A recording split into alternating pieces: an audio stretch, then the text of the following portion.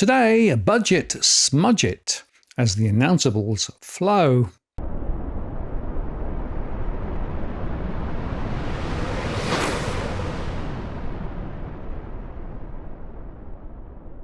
Hailing in the Smart North from Digital Finance and Analytics, one latest post covering finance and property news. The budget on Tuesday evening comes at an interesting time in the life of the current government, as well as for ordinary Australians.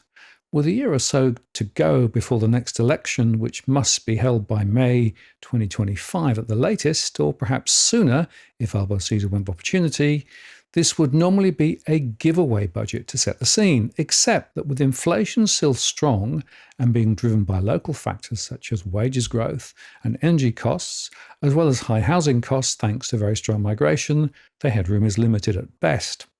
The announceables so far, which have continued through the weekend, are portraying it as a responsible budget aimed at containing inflation, supporting housing, and, quote, good for women. The long-awaited application of super to parental leave from July 2025 will cost $1.1 billion over 4 years, and then $623 million a year after that.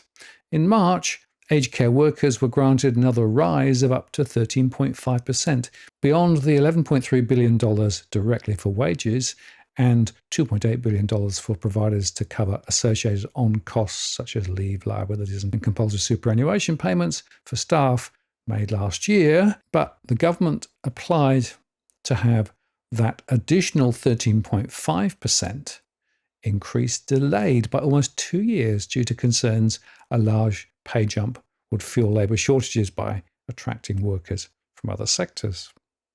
And the ALP will be promising $12.3 billion in new housing programs, having struck a deal with the states to inject more cash into construction, including a 5-year agreement on social housing.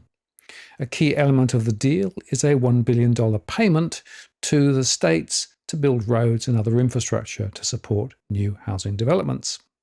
The $12.3 billion will be spent over 5 years. It includes $1 billion for emergency accommodation for women and children, $1 billion for infrastructure, and $9.3 billion relating to a national agreement on social housing. They will also continue to focus on students, with new agreements with higher education providers to require universities to add more accommodation for overseas students. The budget papers are expected to forecast a drop of net migration from 518,000 to around 260,000. But actually, in January 2024, there were 567,505 overseas students in Australia. And while China continues to have the most overseas students at around 115,000, the number from India at 97,000 and Nepal at 48,000 have increased dramatically. The truth is, of course, most of those students support themselves by working in the Australian economy while here, which blows the concept that international education should be classified as an export, which is claimed by the universities to be Australia's second largest. As Associate Professor Salvatore Babernis in his latest book, Australia's Universities, Can They Reform, says, in reality, everyone except perhaps the government and the universities knows that many international students pay for their courses out of the proceeds of their work in country, often working excessive hours under exploitative conditions in violation of their visa terms. For many South Asian students, a student visa is a very expensive but thinly disguised work visa. In other words, the latest migration policy changes have targeted non-genuine students and dishonoured education agents and colleges who've poached genuine students from respected universities and providers. And as we know already, the government is looking to pick investment winners in the Australian manufacturing strategy with a focus on some interesting picks such as quantum computing or manufacturing of solar panels, aping the big investments in green and related industries from the likes of the US, the EU and China. So all up, spending has risen by more than $200 billion since Labor was elected, while income tax takes have also been lifted dramatically at a time when households are being crushed by high inflation, energy costs and accommodation costs.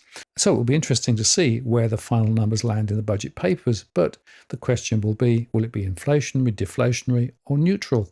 But given the $12 billion tax cuts already baked in is equivalent to a 1% rate cut, while the cost of living is still the number one concern among voters.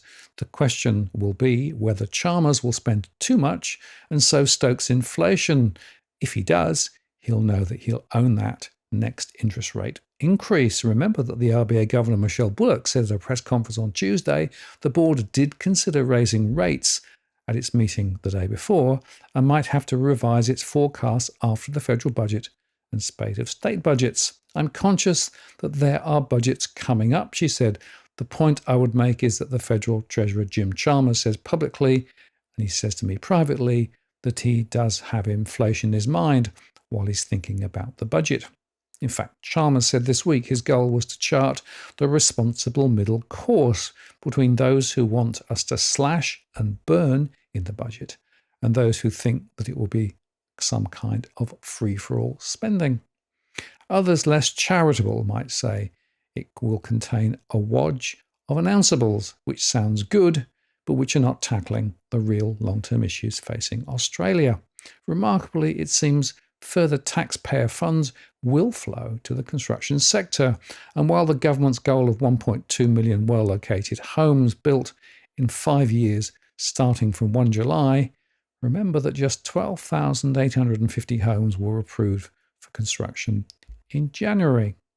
This seems a gulf which needs way more than announceables and political party tricks. Now, if you're buying your home in Sydney's contentious market, you don't need to stand alone.